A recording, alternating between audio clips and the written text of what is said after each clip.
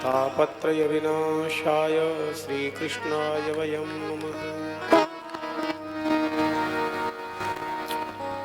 राधापदाङ्कविलसन् मधुरस्थलीके श्रीराधा यशोमुखरमत्तखगावलीके श्रीराधा विहार विपिने रमतां मनो मे। यं प्रव्रजन्तमनुपेतमपेतकृत्यं द्वैपायनो विरहकातरया जुहाव। पुत्रेति तन्मयतया तरवो विनेदुस्तं सर्वभूतहृदयं मुनिमानतोऽस्मि। प्रह्लाद नारद पराशर पुण्डरीक व्यासाम्बरीश शुकशौनक भीष्मदाल्विहं।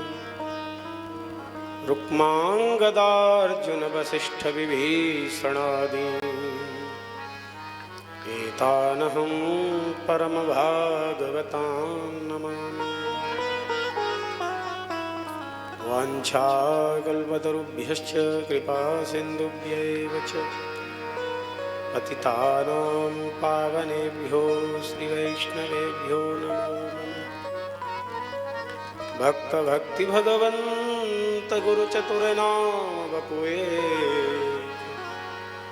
इनके पद बंदन किए नाशे विघ्न।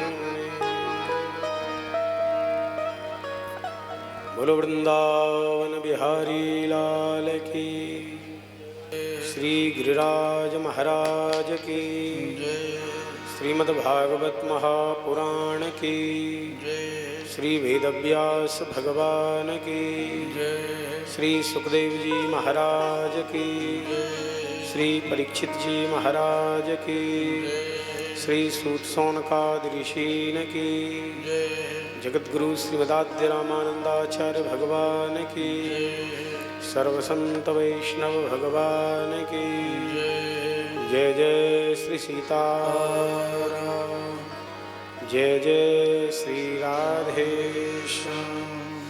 हर हर हर महादेव। हे गोपाल राधा कृष्ण गोविंद गोविंद। हे गोपाल राधा कृष्ण गोविंद गोविंद। हे गोपाल राधा कृष्ण गोविंद गोविंद। हे गोपाल राधा कृष्ण गोविंद गोविंद। कृष्ण गोविंद गोविंद राधे गोविंद गोविंद। कृष्ण गोविंद गोविंद राधे गोविंद गोविंद। कृष्ण गोविंद गोविंद राधे गोविंद गोविंद। कृष्ण गोविंद गोविंद राधे गोविंद गोविंद। हे गोपाल राधा कृष्ण गोविंद गोविंद।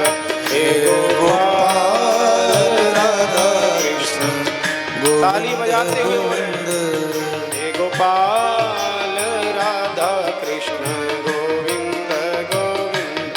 हे गोपाल राधा कृष्ण गोविंद गोविंद। कृष्ण गोविंद गोविंद राधे गोविंद गोविंद। कृष्ण गोविंद गोविंद राधे गोविंद गोविंद। कृष्ण गोविंद गोविंद राधे गोविंद गोविंद।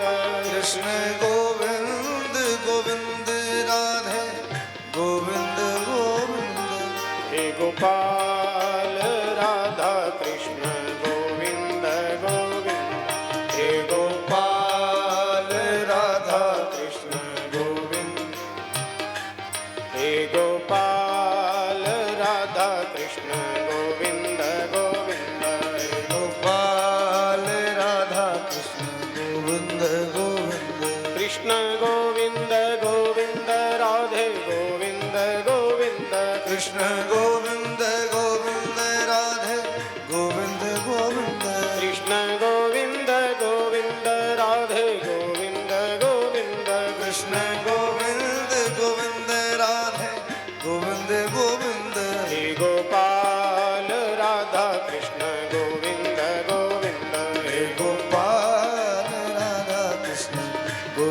गोविंद हे गोपाल राधा कृष्ण गोविंद गोविंद हे गोपाल राधा कृष्ण गोविंद गोविंद कृष्ण गोविंद गोविंद राधे गोविंद गोविंद कृष्ण गोविंद गोविंद राधे गोविंद गोविंद कृष्ण गोविंद गोविंद राधे गोविंद गोविंद कृष्ण गोविंद गोविंद राधे गोविंद गोविंद हे गोपाल राधा कृष्ण गोविंद गोविंद हे गोपाल राधा कृष्ण गोविंद गोविंद हे गोपाल राधा कृष्ण गोविंद गोविंद हे गोपाल राधा कृष्ण गोविंद गोविंद कृष्ण गोविंद गोविंद राधे गोविंद गोविंद कृष्ण गोविंद गोविंद राधे गोविंद गोविंद कृष्ण गोविंद गोविंद राधे गोविंद गोविंद कृष्ण कृष्ण गोविंद गोविंद राधे गोविंद गोविंद हे गोपाल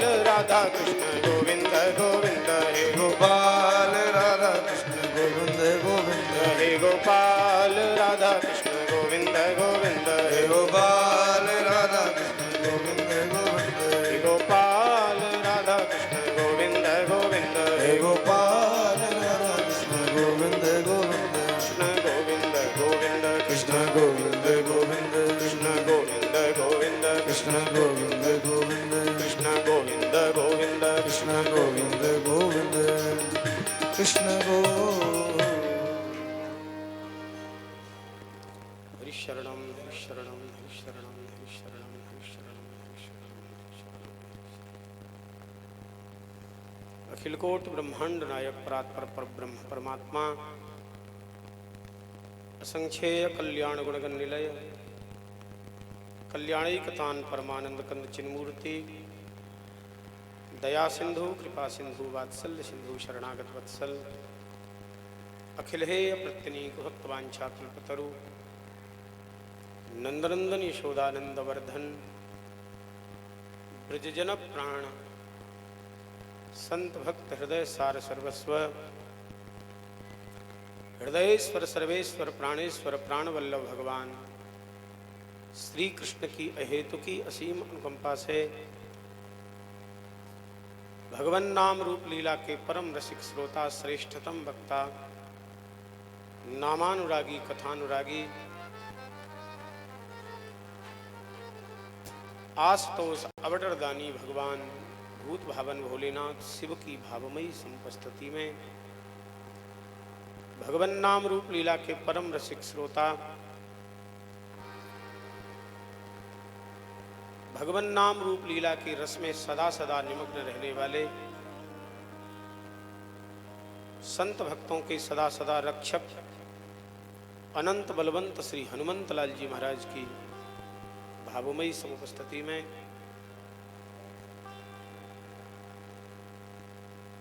प्रिया प्रीतम की दिव्य केलिक क्रीड़ा स्थली श्री धाम वृंदावन के इस पावन यमुना पुलिन में स्थित प्रियाजों की नित्य निवृत्त निकुंज स्थली श्री धीर समीर में धीर समीर विहारी विहारिणी जी की चरण सन्निधि में 12 वर्ष में आने वाले इस दिव्य भव्य वैष्णव कुंभ के पावन अवसर पर हमारे राघवेंद्र प्रभु राम जी की ननिहाल छत्तीसगढ़ से बेमेतरा से पधारे हुए समस्त पटेल परिवार, जिसमें प्रमुख यजमान के रूप में श्री मुकेश जी धर्मपत्नी के सहित बैठे हैं और सह यजमान के रूप में श्री राजकुमार जी, ऋषि राम जी, रामाधार जी, धीर लाल जी, बसंत जी, पीला राम जी, बलराम जी, बोधन जी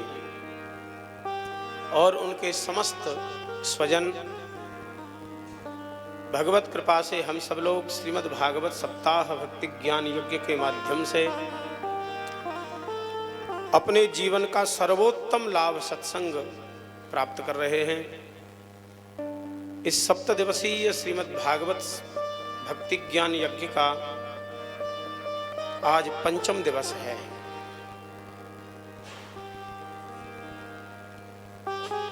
कल हम लोगों ने अनेक कथाएं सुनी। रामावतार कृष्णावतार पर कल कथा का विराम किया। अच्छा, भगवान का अवतार क्यों होता है? अवतार शब्द का अर्थ जानते हैं? अवतार, अवतार माने होता है अवतरती, जो ऊपर से नीचे आवे।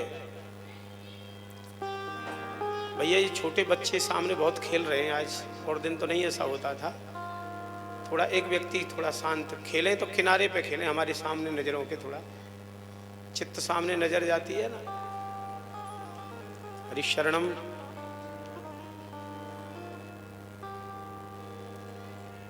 तो अवतरती माने जो उतरे, अपने अनंत अनंत ऐश्वर्य को भुला दे और भक्त के लिए आवे, सो केवल भक्तन हित लागे।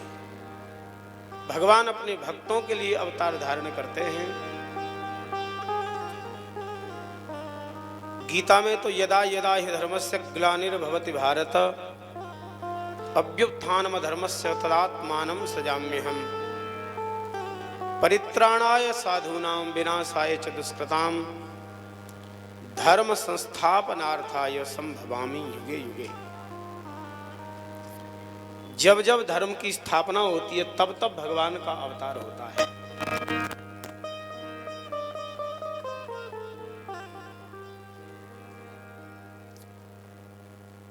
संतों की रक्षा के लिए, दुष्टों के विनाश के लिए।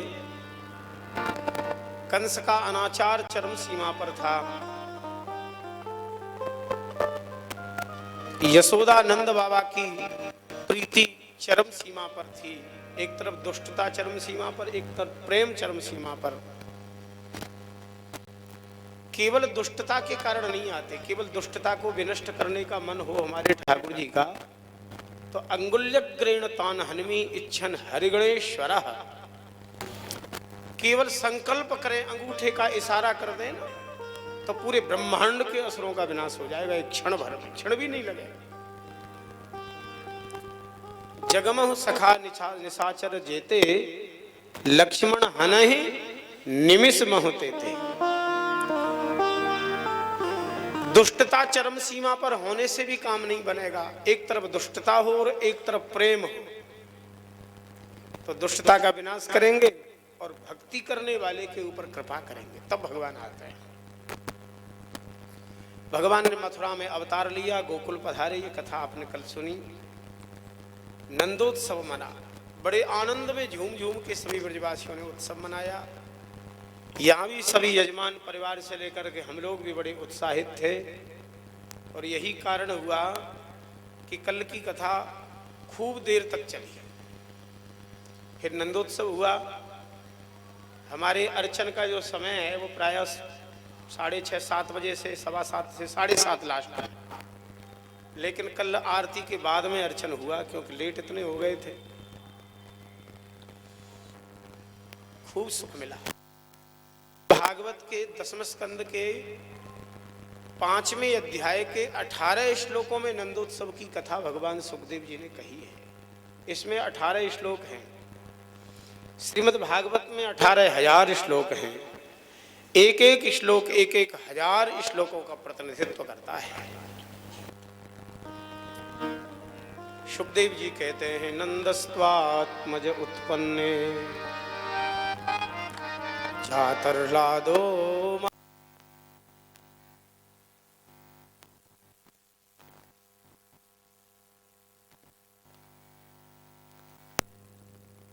मातः सुचिरलंकृतः। नंद के यहाँ आत्मज प्रकट हुए। आत्मज, आत्मज माने आत्मा वही जायते। स्वयं की पत्नी के गर्भ से स्वयं के द्वारा जो संतान पैदा की जाती है उसे आत्मज कहा जाता है। आप लोग तो कहेंगे वसुदेव जी के यहाँ भगवान का अवतार हुआ, फिर ये तो वसुदेवात्मज हुए, नंदस्त्वात्मज तो नहीं हुए। लेकिन संतों का ऐसा मत है कि भगवान ने 2 रूपों में अवतार लिया, एक वसुदेव जी के यहाँ और एक नंद बाबा के यहाँ। आप कहेंगे ये कैसे संभव है?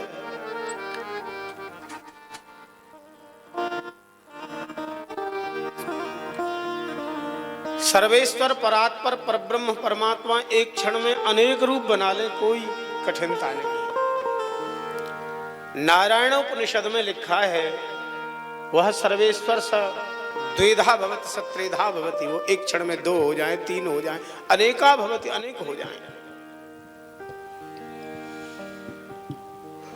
राम जी लौट करके आए लंका से तो हर अयोध्यावासी सोच रहा था पता नहीं 14 वर्ष बाद राम जी लौट रहे, हमें पहचानेंगे कि नहीं, हमसे मिलेंगे कि नहीं। कोई कोई तो बेचारा दीनता के कारण सोच रहा था हमसे मिलने का फुर्सत समय कहाँ होगा उनको। 14 वर्ष से उनकी जो माँ कौशल्या निरंतर उनको पुकारती है, रोती है, व्याकुल होती है, पहले उससे मिलेंगे ना। कोई कोई तो कह रहा था कि जिनके पुत्र ने अपना सर्वस्व समर्पित कर दिया ऐसी सुमित्रा का दर्शन पहले करेंगे राम जी। कोई कोई कह रहा था कि भले ही केकई ने उस समय बुरा किया लेकिन राक्षस रावण को मार करके राम जी लौटे, उनकी कीर्ति पूरे त्रिभुवन में फैल गई है, इसलिए हो सकता है राम जी सबसे पहले केकई से ही मिले। कोई कह रहा था नहीं नहीं, वो नंदीग्राम में तपस्या कर रहे हैं ना भरत जी, गौयावक व्रत, गौयावक व्रत अति कठिन व्रत। एक मुट्ठी जौ खिला दिए गाय को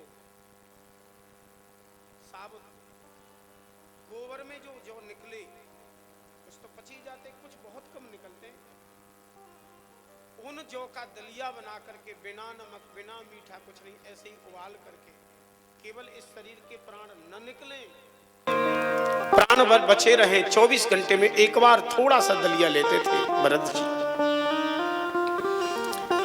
तो कोई प्रेमी कह रहा था नहीं नहीं, सबसे पहले भरत जी से मिलेंगे राम जी, हमसे क्यों मिलेंगे। हमारे हृदयेश्वर राघव ने हृदय की प्रत्येक अयोध्यावासी की इस इच्छा को जान लिया। जैसे ही पुष्पक विमान से राम जी उतरे तो एक नहीं, गोस्वामी जी कहते हैं अमित रूप प्रगटे ते ही काला, भगवान ने अनेक रूप धारण कर लिए। जितने अयोध्यावासी हैं उतने ही भगवान श्री राम, और सबके सामने सबसे कुशल एक क्षण में एक संग में पूछ रहे थे। हर व्यक्ति गदगद था, देखो तो राम जी सबसे पहले मुझसे ही कुशल पूछ रहे हैं, राम जी मुझसे कितना प्यार करते हैं, कितना प्रेम करते हैं। तो एक क्षण में अनेक रूप बना लेना कौन आश्चर्य की बात है। भगवान ने नंद बाबा की हम ही अवतार लिया। वसुदेव जी का लाला जैसे ही आया कि वसुदेव जी के देखते देखते वसुदेव का लाला नंद के लाला में प्रवेश हो गया, दोनों एक हो गए। और जाते समय भी फिर ऐसा ही किया इन्होंने।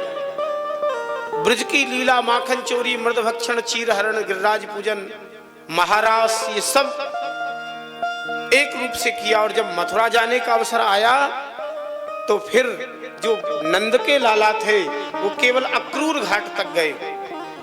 अक्रूर जी को भगवान के ऐश्वर्य रूप का दर्शन हुआ जल के भीतर। एक रथ में खड़े थे और एक जल के भीतर दर्शन हुआ। माने एक जो वृंदावन के प्रेमी नंद के लाला थे वो अक्रूर घाट से पीछे ही लौट आए, और जो ऐश्वर्य प्रधान मथुरा वाले थे वो अक्रूर जी के संग मथुरा चले गए। बड़ा आनंद हुआ।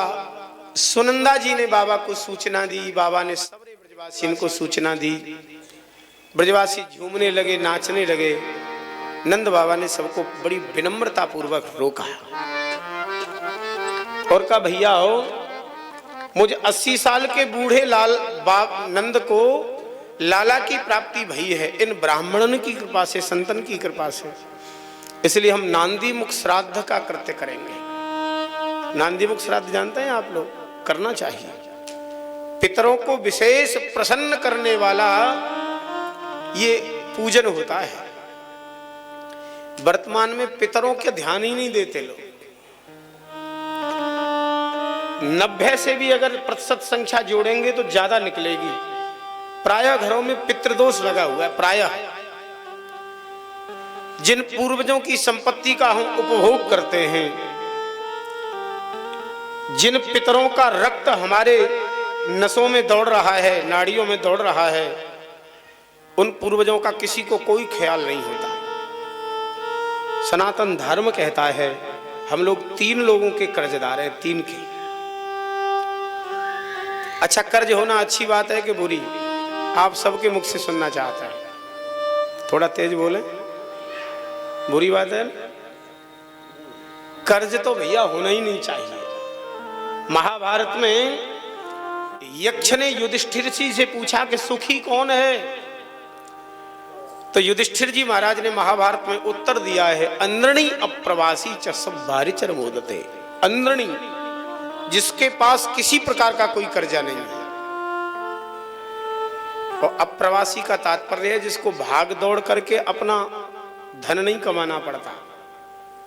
ऐसी लक्ष्मी जी की कृपा है कि अपने घर में ही बैठे बैठे उसकी गद्दी खूब पूजती है, खूब धंधा चलता है। अब अर्थ तो कमाया जा सकता है, लेकिन अपने बीवी बच्चे छोड़ दिए गए और चला गया विदेश, कमा रहा है पैसा, भूत की तरह लगा है, बच्चों से भी नहीं मिल पा रहा है, वो कोई सुख है क्या?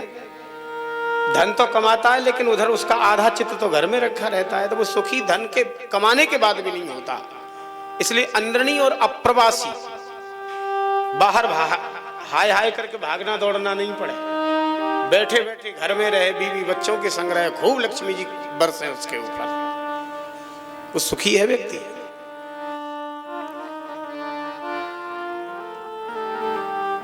तो कर्ज होना एक दुख का प्रतीक है,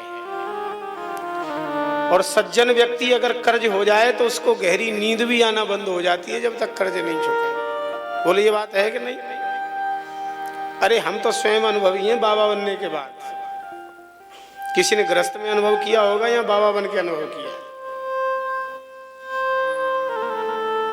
इस स्थान के पूज्य हमारे गुरुदेव भगवान का जब शरीर छूटा तो दास का मन हुआ कि झरा भंडारा करना है, वृंदावन का, पूरे वृंदावन का झरा। गोवर्धन का आश्रम भी उसी समय मिला था, 1 साल पहले ही। भारी विवाद और भारी खर्च, ग्रस्तों से कई गुना खर्च ज्यादा होता है साधुओं के। अच्छा, ग्रस्तों की रिश्तेदारी तो सीमित होती है। अगर 2 बहन और 2 भाई हैं तो उनकी एक एक ससुराल वाली हो गई, साड़ू आदि हो गए, बुआ हो गई, ज्यादा ज्यादा भाई 5-7 ही तो रिश्तेदारी होंगी।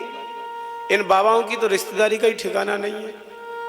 अयोध्या में रिश्तेदारी, चित्रकूट में रिश्तेदारी, हरिद्वार बद्रीनाथ से माने कश्मीर से लेके कन्याकुमारी तक पूरा राष्ट्र ही नहीं, पूरे विश्व का कोई भी धार्मिक व्यक्ति इनसे इनके पास कभी भी आ सकता है।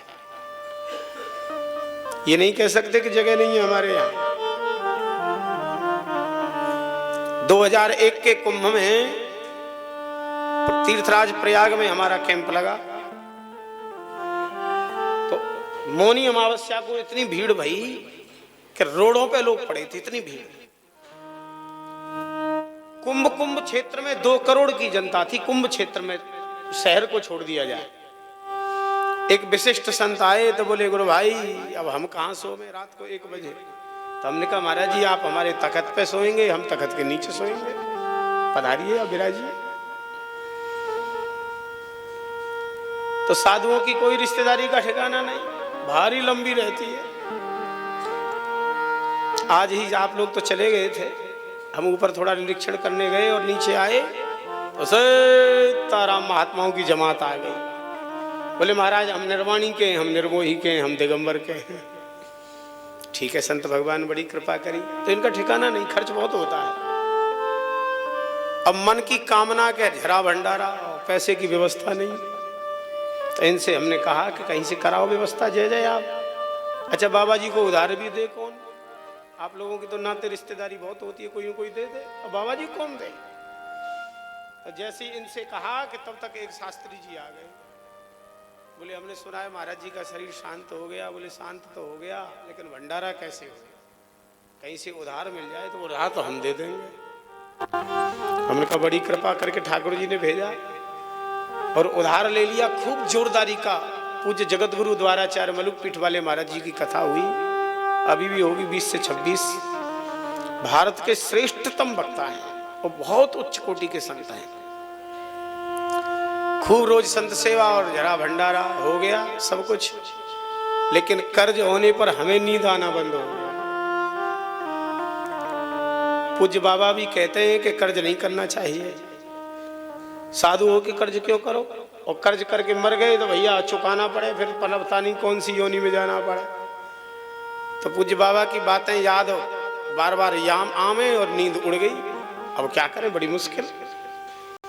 तो एक दिन फिर इनसे हमने कहा कि जय जय के तो कर्ज चुकवाओ, नहीं तो फिर ये नींद आना प्रारंभ हुए, दोनों में से एक काम तो हुए।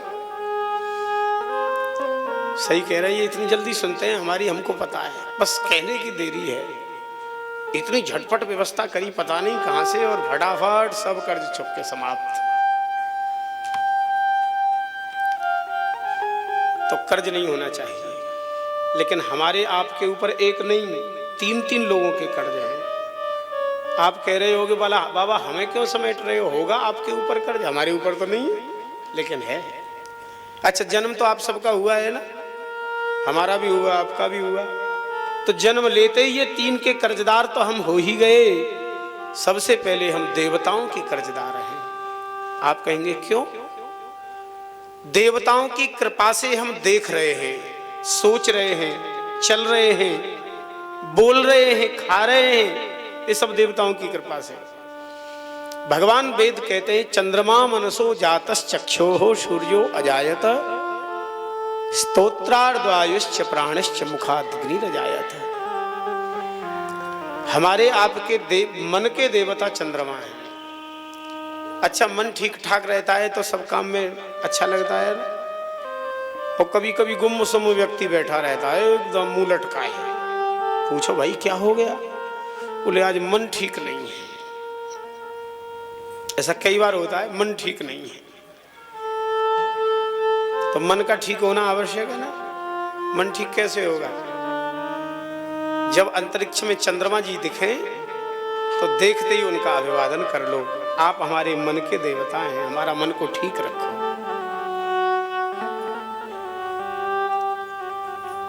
मन के देवता चंद्रमा हैं। नेत्रों के देवता सूर्य हैं। अच्छा, एक बात पूछ रहे हैं आपसे, हमारी आपकी आंखें देखती हैं कि सूर्य दिखाते हैं? बोलो ना भाई, सूर्य दिखाते हैं, आंखें देखती हैं। कंफ्यूजन में है लोग। अच्छा, कभी कभी आप देखेंगे अपने कमरे में रात्रि के समय अचानक लाइट चली गई, इन्वर्टर आदि की व्यवस्था नहीं है, तो कुछ दिखता है क्या? आंखें रहती हैं कि आंखें भी लाइट के संग चली जाती हैं? आंखें तो कहीं नहीं जाती, आंखें रहती हैं ना। आंखें खुली भी रहती हैं, रहती नहीं, खुली भी रहती हैं। और जैसे ही लाइट गई कि दिखना बंद हो गया, अरे कुछ नहीं दिख रहा है, कुछ नहीं दिख रहा है भाई, घोर अंधेरा। तब तक कोई प्रेमी माचिस जलावे, मोबाइल जलावे, टॉर्च जलावे, अरे दिख गया दिख गया दिख गया। ऐसा होता है ना। क्यों ऐसा हुआ? जैसे ही प्रकाश नेत्र की पुतली पर पड़ा कि सब कुछ दिखने लग गया। तो प्रकाश कहीं भी हो संसार में, वो प्रकाश है सूर्य भगवान का ही, क्योंकि प्रकाश के देवता सूर्य हैं। तो अब बताओ कि आंखें देखती हैं कि सूर्य दिखाते हैं? सूर्य दिखाते हैं। तो हम सूर्य भगवान के कर्जदार हैं। सूर्य भगवान के कर्ज से कैसे मुक्त हो? चाहते हो मुक्त हो ना? सूर्य भगवान प्रकट हो उससे पहले सैया छोड़ो, अपना बिस्तर छोड़ो।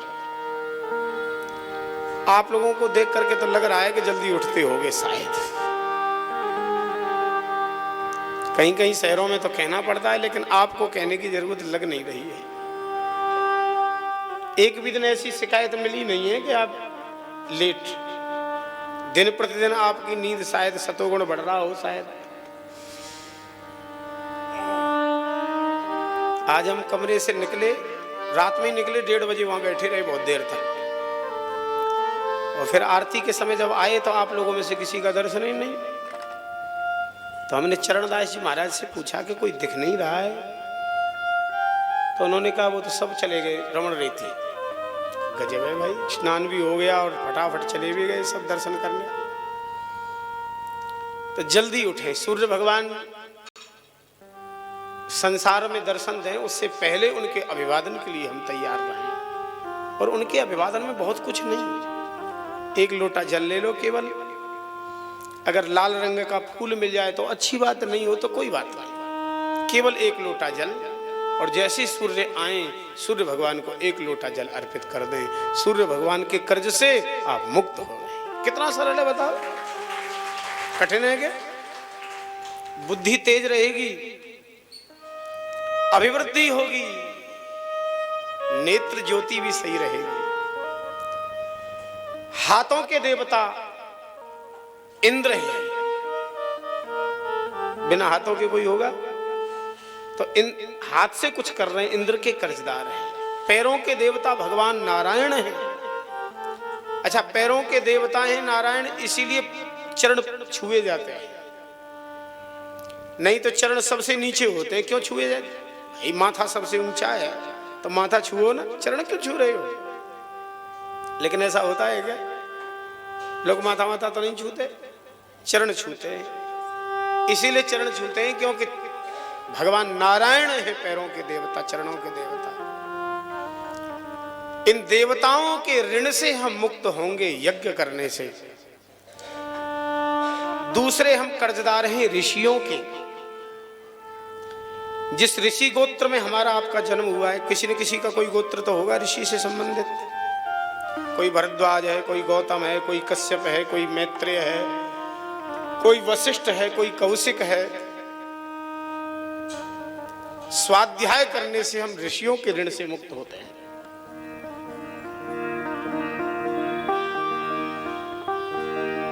इसलिए निवेदन आप सबसे कर रहे हैं, रोज स्वाध्याय करना चाहिए, कुछ न कुछ रोज पढ़ें। उपन्यास नहीं, पेपर नहीं, कहीं पेपर कोई पढ़ना मान लो कि रोज पेपर तो पढ़ते हैं हम। पढ़ने का तात्पर्य ऋषि संबंधित पढ़ें, धर्म संबंधित पढ़ें। एक नियम बना लो, अगर संस्कृत नहीं आती है तो नित्य हम 5 दोहा रामचरितमानस का पाठ नित्य करेंगे, ये नियम बना लो। सुबह समय नहीं मिलेगा तो शाम को।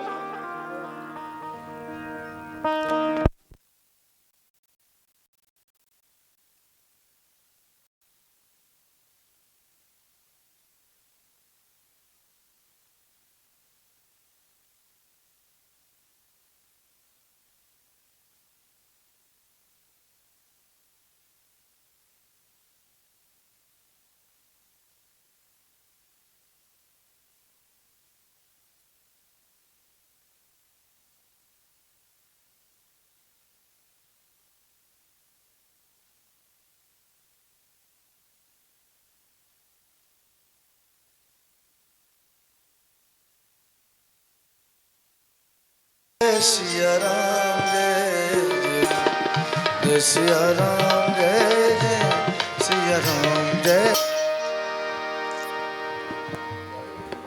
ऋषियों के कर्ज से हम स्वाध्याय से मुक्त हो जाएंगे। अब रह गया पितरों का। हर किसी व्यक्ति के पितृगण ये आशा रखते हैं कि हमारे कुल खानदान में पैदा होने वाला हमारा स्मरण जरूर करें समय समय पर। इसलिए कोई भी कृत्य शुभ आयोजन, धर्म के आयोजन हो या हमारे पारिवारिक संबंधी आयोजन हो, उसमें पितरों का स्मरण जरूर करना चाहिए।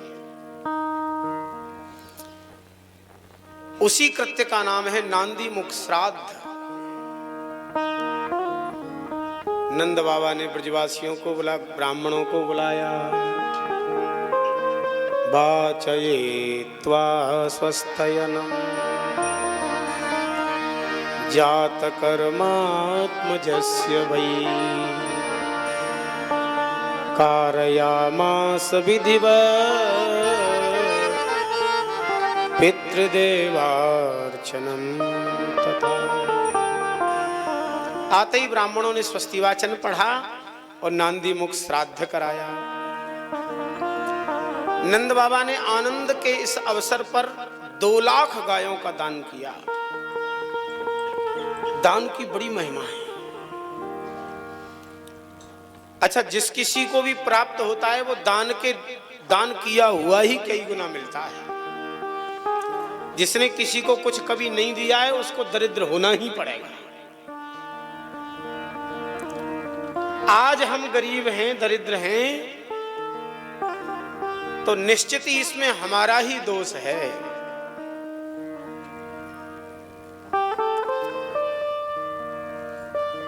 दुस्सीलो मात्र दोषेण, अगर व्यक्ति दुश्चरित्र है,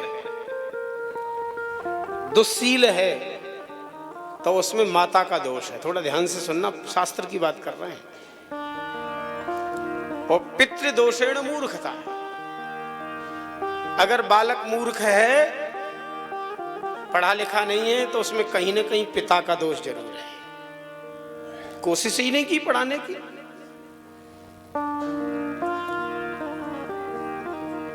और आत्मदोषेन दरिद्रता, आत्मदोषेन निर्धनता अगर जीवन में है तो उसमें किसी का कोई दोष नहीं है, उसमें अपना ही निजी दोष होता है। पूर्व जन्मों में हमने किसी को नहीं दिया तो हमें मिलने वाला नहीं है।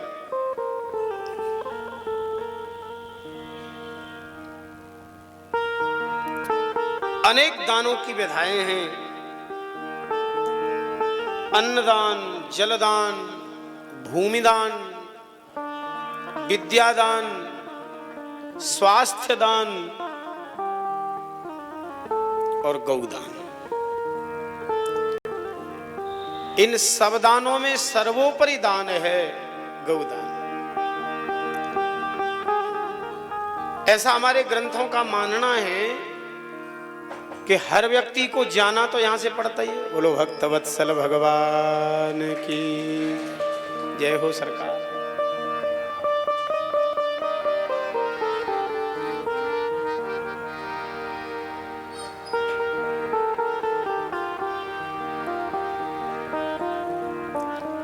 हरिशरणम।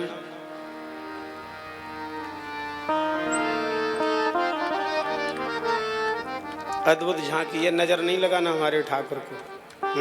ऐसे ऐसे करो।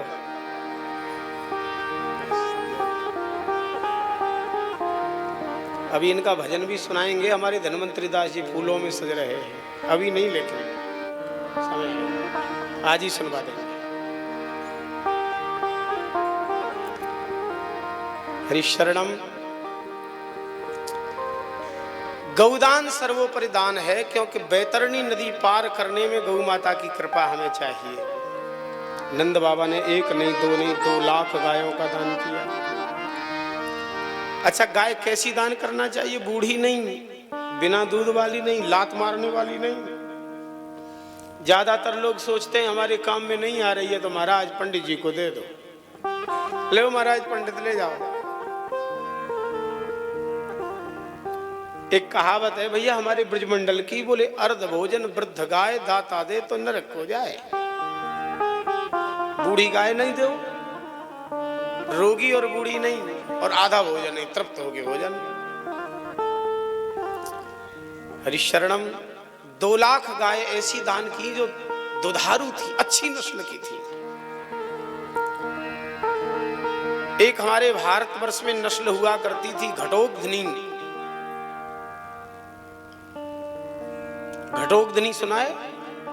आपके छत्तीसगढ़ की गाय कितना दूध देती है तो आप जानते होंगे। वैसे गए तो हम भी हैं, लेकिन उतना दूध नहीं देती। ब्रज की गाय वहां से ज्यादा दूध देती है। झगरट्टा में थे हम, झगरट्टा है ना, तो वहां ठाकुर साहब का कोई कर्मचारी था। हम टहल रहे थे शाम के टाइम कथा के बाद, तो एक लोटा सा लेके चला। मैंने कहा कहाँ चले? बोले दूध निकालने। मैंने कहा लोटा? हमारे ब्रज में तो भैया बाल्टी चाहिए। और जिन गायों का नंद बाबा ने दान किया वो बाल्टी में नहीं, बड़े घड़े भर के दूध देने वाली, इसलिए उसका नाम था घटोत्कच। एक घड़ा भर के दूध। वो घड़ा भी ऐसा नहीं है कि 2, 3, 4, 5 किलो का घड़ा हो, जिसमें कम से कम 40 सेर दूध आ जाए। 40 सेर दूध।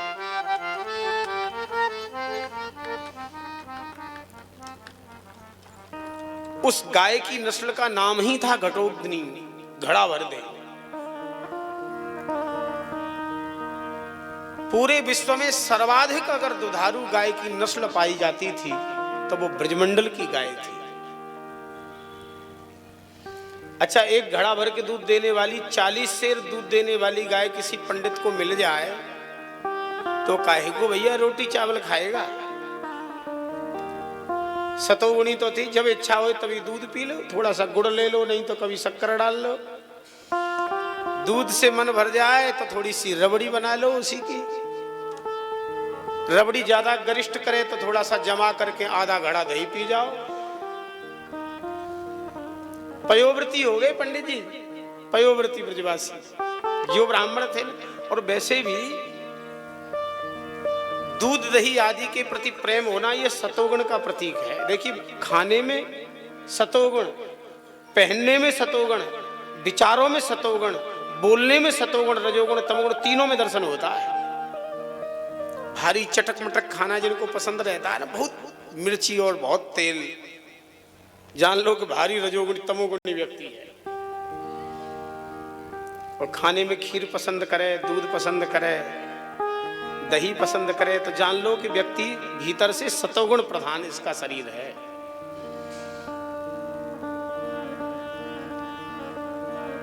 एक नहीं, दो नहीं, 2 लाख गायों का दान किया नंद बाबा ने। सुखदेव जी कहते हैं, धेनु नाम नियुते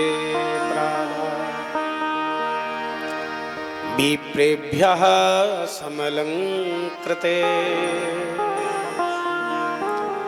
समलंकृते का तात्पर्य उनके खुरों को चांदी से मढ़ दिया और सींगों को सोने से मढ़ दिया। कांसे की दोहनी और रेशमी का दुशाला उड़ाया गया।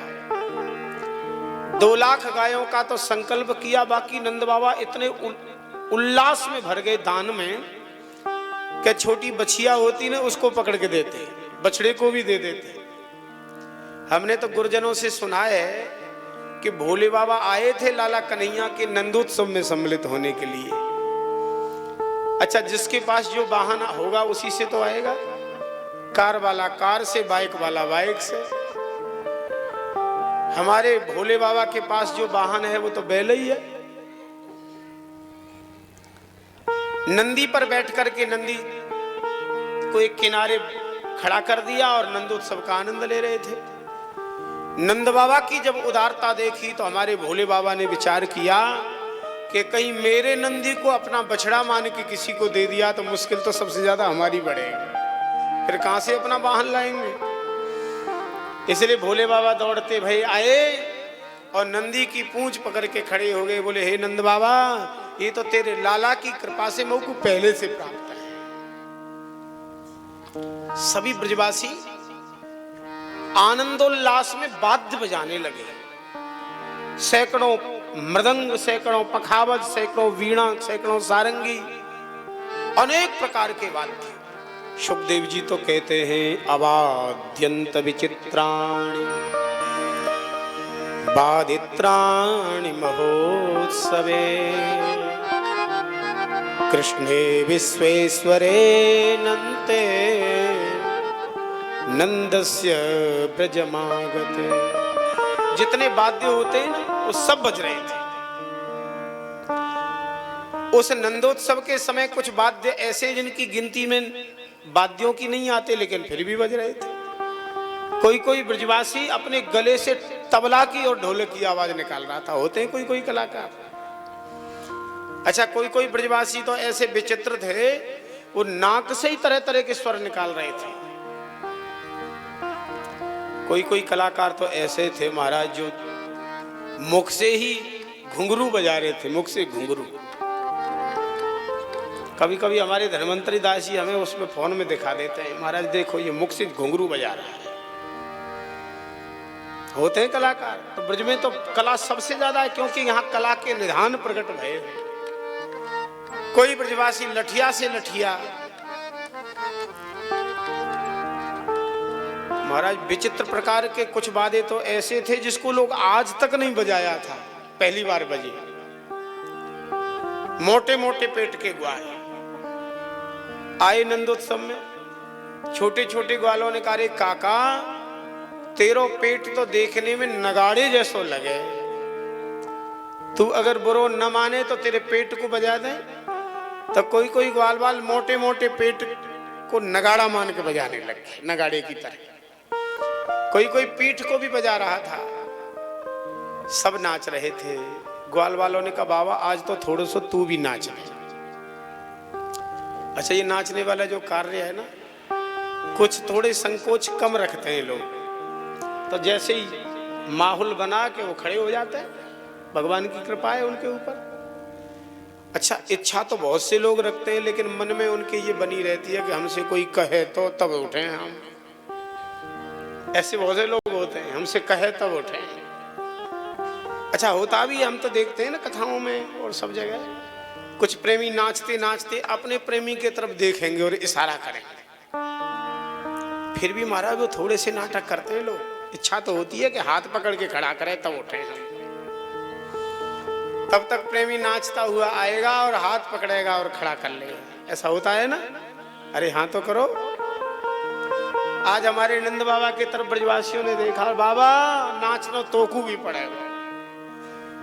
नंद बाबा ने कहा मैं बूढ़ो नाच तो भयो अच्छो नाए लगूंगो। नाए नाए बाबा तोकू नाचनो ही पड़ेगा।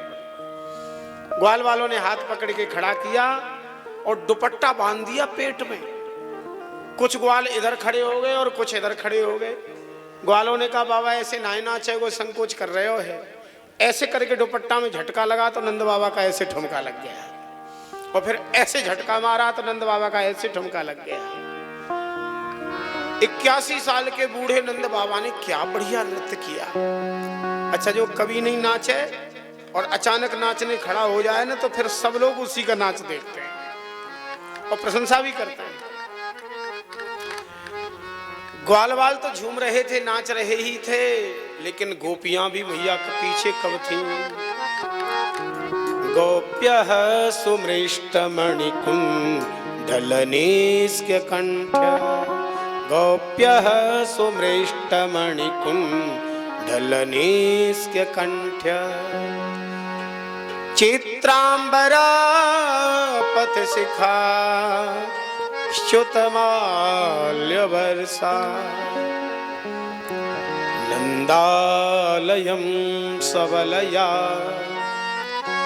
व्रजतीर्विरेजुः,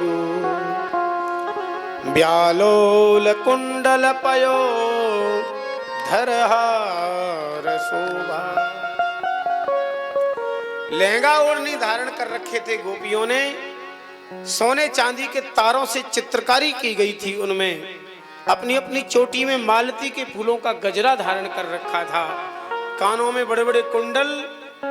नाचती वही सी अनंत अनंत गोपियां नंद भवन पधारी हैं। सब लोग सब झूमने लग गई, सब नाचने लग गई। एक 99 साल की बुढ़िया बिना दांत वाली वो भी आई। इतनी भीड़ देख के आश्चर्य में भर गई। अच्छा, ज्यादा बूढ़े लोग जिनके दांत नहीं हो, भारी आश्चर्य में देखें ना तो स्वाभाविक मुंह फाड़ के देखते हैं, ज्यादा आश्चर्य। एक खंबे को पकड़ के खड़ी हो गई आश्चर्य में भर के। एक ग्वाल एक गोपी ने देखा कि सब लोग नाच रहे हैं, ये बुढ़िया नहीं नाच रही है। एक माखन का गोला लिया और ऐसे निशाने से बुढ़िया की तरफ फेंका कि उसके फटे हुए मुख में सीधे से गट्ट से गया और सट्ट से नीचे ही खिसक गया। वो 99 साल की बुढ़िया के हाथ से खंबा तो छूट गया। भैया वो भी ठुमका लगाने लग गई, नाचने लग गई। जहां 99 साल की बुढ़िया नाचे वहां बताओ युवती गोपी कितनी नाच रही होंगी। तो चलो एक बधाई का आनंद लिए लेते हैं। अरे आज मैया जसोदा के द्वार बधैया बाज रही। आज मैया जसोदा के द्वार बधैया बाज रही। आज मैया जसोदा के द्वार बधैया बाज रही। आज मैया जसोदा के द्वार बधैया बाज रही। बाज रही हो, बाज रही, बाज रही हो, बाज रही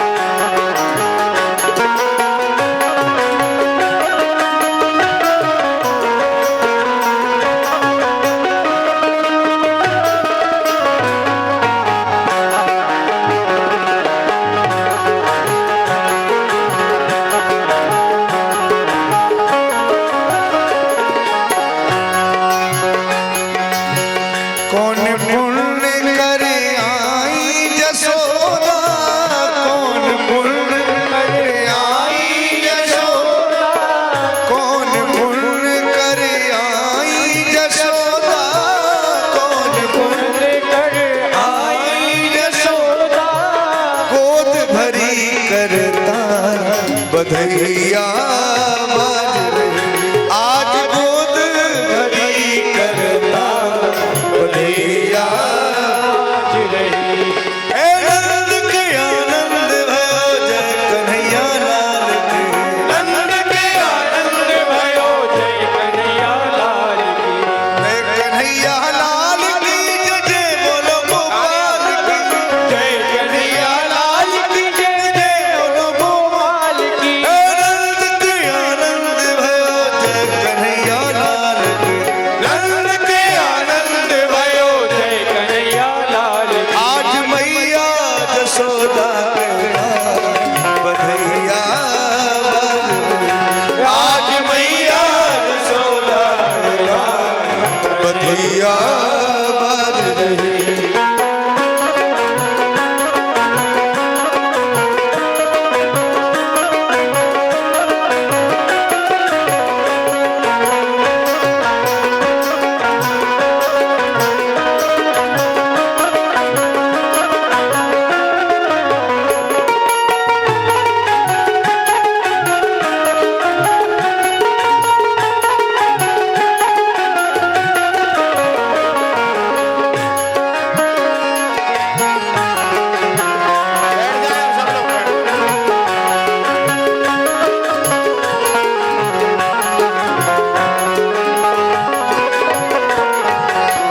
कंचन धार लिए ब्रज युवती। कंचन धार लिए ब्रज युवती। कंचन धार लिए ब्रज युवती। कंचन धार लिए ब्रज युवती। गावत मंगल चार बधैया बाज रही। आज गावत मंगल चार बधैया बाज रही। आज मैया यशोदा के द्वार बधैया बाज रही। आज मैया यशोदा के द्वार बधैया बाज रही।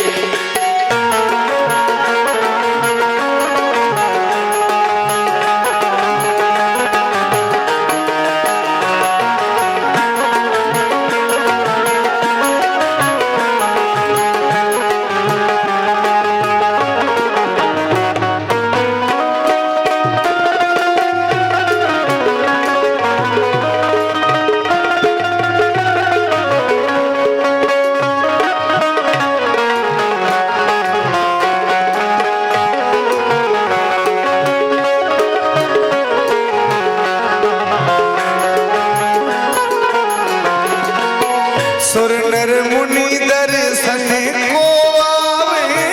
सुर नर मुनि दर्शन को आवे। सुर नर मुनि दर्शन को आवे।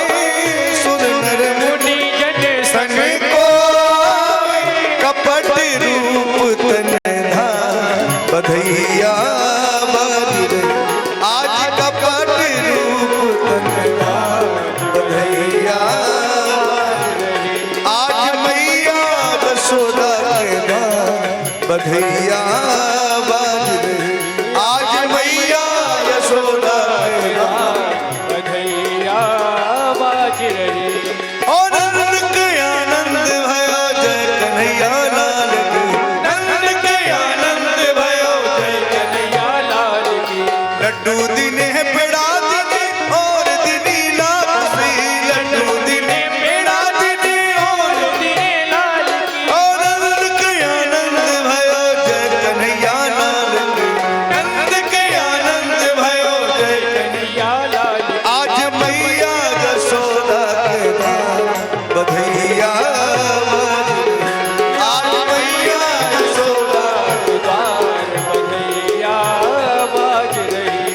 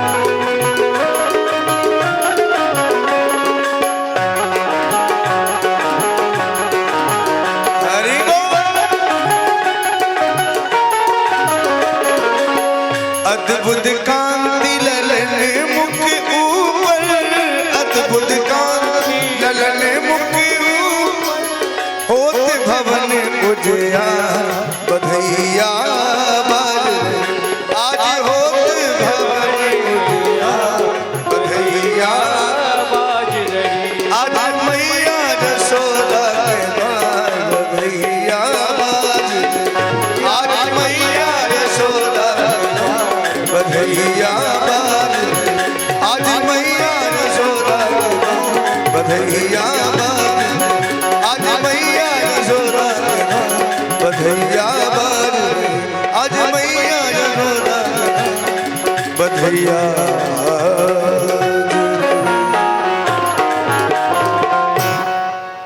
नंद के लाला की। बड़ा अद्भुत नंदोत्सव हुआ। सुखदेव जी कहते हैं तत आरभ्य नंदस्य ब्रजः सर्व समृद्धिमान हरैर निवासात्म गुणै रमा कीर्तिर्मभून् नृप। हे परीक्षित, ऐसा लगता था ब्रज के कण कण में भगवती महालक्ष्मी का नृत्य हो रहा हो। क्यों न हो, परात्पर परब्रह्म परमात्मा श्री हरि श्री कृष्ण के रूप से अवतरित हुए तो भगवती लक्ष्मी जी कहाँ रह जाएंगे। और कण कण में प्रवेश करके नृत्य करने लगी, थिरकने लग गई। नंद बाबा ने सबको सावधान किया कि हम लोग वार्षिक कर अदा करें। पहले कंस का वार्षिक कर अदा करने के लिए मथुरा गए। वसुदेव जी महाराज और नंद बाबा का बड़ा प्रेममय मिलन हुआ। सुंदर कर्मों के रहस्य की चर्चा हुई। वसुदेव जी ने नंद बाबा से कहा, मित्र, अभी अभी राक्षसी पूतना गई है आपके ब्रज के तरफ में बालकों की हत्या करने वाली। उस पूतना राक्षसी से अपने बालकों की तुम सुरक्षा करो और शीघ्राति शीघ्र नंद भवन पधारो। सुनते ही तो हमारे नंद बाबा दौड़ पड़े। इधर ये राक्षसी पूतना तो पहले ही पहुंच चुकी थी। सुखदेव जी कहते हैं साखे चले कथोपेत्य पूतनानंद गोकुलम योषित्वा माययात्मानं प्राविशत कामचारिणीम।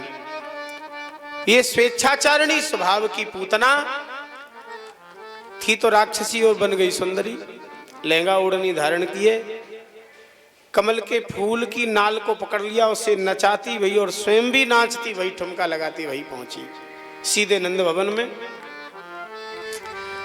पालने में पौड़े हुए श्री कृष्ण को जब इसने दूर से देखा तो बड़े आश्चर्य, इतना छोटा सा बालक, इसको मारने में क्या लगे। और नजदीक गई। सुखदेव जी कहते हैं भगवान ने देखते ही आंख बंद कर ली। क्यों बंद करी आंख जानते हो? सो गए। बेस कम करो इसका। भगवान ने आंख बंद क्यों करी? हमारे ठाकुर जी ने विचार किया कि मेरी दृष्टि के सामने बनावटीपन कभी नहीं टिकता। ये है तो राक्षसी बन के आई है सुंदरी, मेरी नजर पड़ेगी इसका असली राक्षसी का रूप प्रकट हो जाएगा तो फिर लीला में विघ्न हो जाएगा, इसलिए आंख बंद कर लूं। कुछ संतों ने एक भाव और दिया है। हमारे ठाकुर जी ने विचार किया कि मेरी प्राप्ति तो बड़े बड़े अमलात्मा परमहंस महामुनिंद्रों को बड़ी मुश्किल से होती है। इस राक्षसी पूतना ने कौन सा पुण्य कर्म कर लिया जिससे मेरी प्राप्ति होने की तैयारी है? इसको देखूं तो भगवान नेत्र बंद करके समझ गए कि ये मेरे भक्त बलि की पुत्री रत्नमाला थी। बामन भगवान जब बलि के दरवाजे पर गए तो देखते ही सुंदर बाल छवि को इसके मन में इच्छा हुई, इसको तो मैं दूध पिलाती, स्तनपान कराती। दूसरे ही क्षण इसके मन में आया, अरे इस तो मेरे पिता की संपत्ति को छीनने वाला है, इसको तो स्तनों के संग में जहर पिला दूं मैं। भगवान ने इसकी दोनों इच्छा पूरी करने की वचन दिया। आज वही पूतना बन के आई अपने स्तनों में जहर लगा करके। कुछ संतों का एक मत है भगवान के भीतर अनेक ब्रह्मांड हैं, रोम रोम प्रति लागे कोटि कोटि ब्रह्मांड। अनेक एक ब्रह्मांड के जो प्राणी थे वह भयभीत हो गए। श्री कृष्ण जब विष पी लेंगे तो हमारा क्या होगा? भगवान नेत्रों का इशारा से उन सबको आश्वासित कर रहे, मत घबराओ, कुछ नहीं बिगड़ेगा तुम्हारा।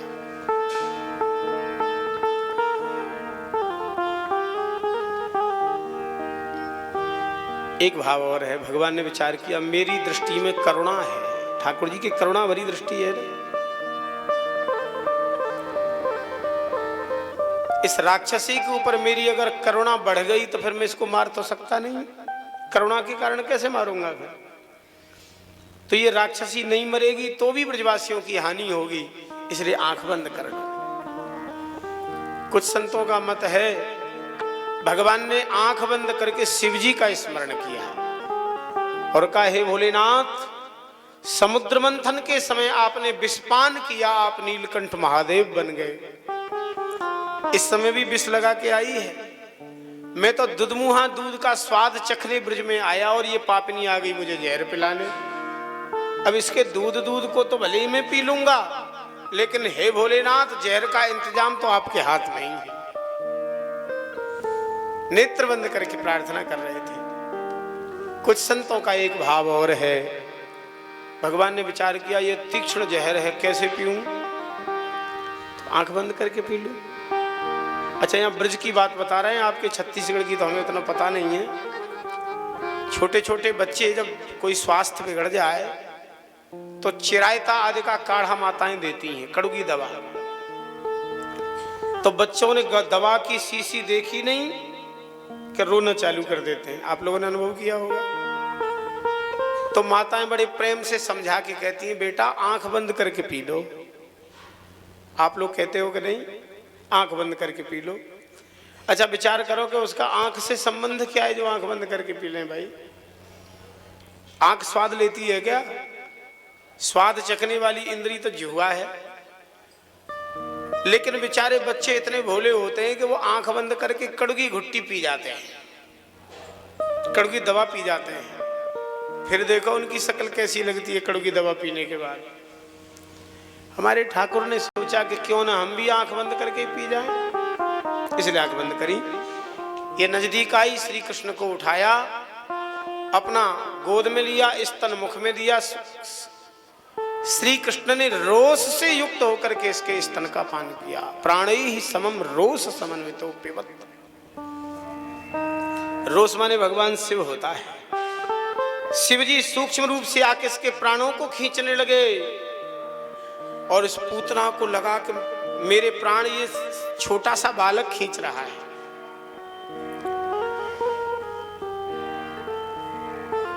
एक और भाव है, पूतना के जो मुख्य कल्याण का जो कारण बना वो इसके हृदय का भाव बना। देखिए, आधे क्षण के लिए भी अगर हृदय का भाव सुधर जाए ना तो भी काम बन जाए। जैसे इस पापनी पूतना ने श्री कृष्ण का स्पर्श किया, हमारे प्रियतम श्री कृष्ण ने अपने पतले पतले ओष्ठों से इसके स्तनों का स्पर्श किया। स्पर्श होते ही इसके जीवन करोड़ों करोड़ों जन्मों का वात्सल्य उमड़ने लग गया भगवान के स्पर्श मात्र से।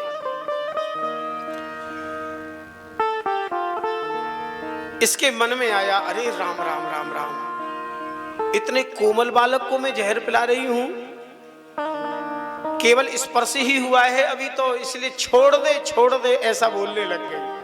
सामुंच सामुंच सामुंच मुंचालमिति प्रभाषणी। हमारे ठाकुर जी हृदय में बैठ करके इसके मातृत्व वाले भाव को ही भगवान ने स्वीकार कर लिया और हमारे ठाकुर जी ने इसको माता जैसी गति दी। 6 कोस लंबी चौड़ी पूतना का असली रूप प्रकट हुआ। दौड़ती भई गई, एक बगीचे के ऊपर गिर पड़ी, जैसे काजल का पहाड़ आ गिरा हो। 6 कोस लंबी चौड़ी थी। 6 कोस समझते हैं? 3 किलोमीटर का एक कोस, 6 थी 18 किलोमीटर लंबी चौड़ी ये पूतना। यहां से मथुरा भी नहीं है, 18 किलोमीटर था। कंस ने जानबूझ करके इसे भेजा था कि कम से कम ये बालक को मार नहीं पाएगी, स्वयं भी मर जाएगी, तो 6 कोस के एरिया को तो साफ कर ही देगी, गिरेगी तो।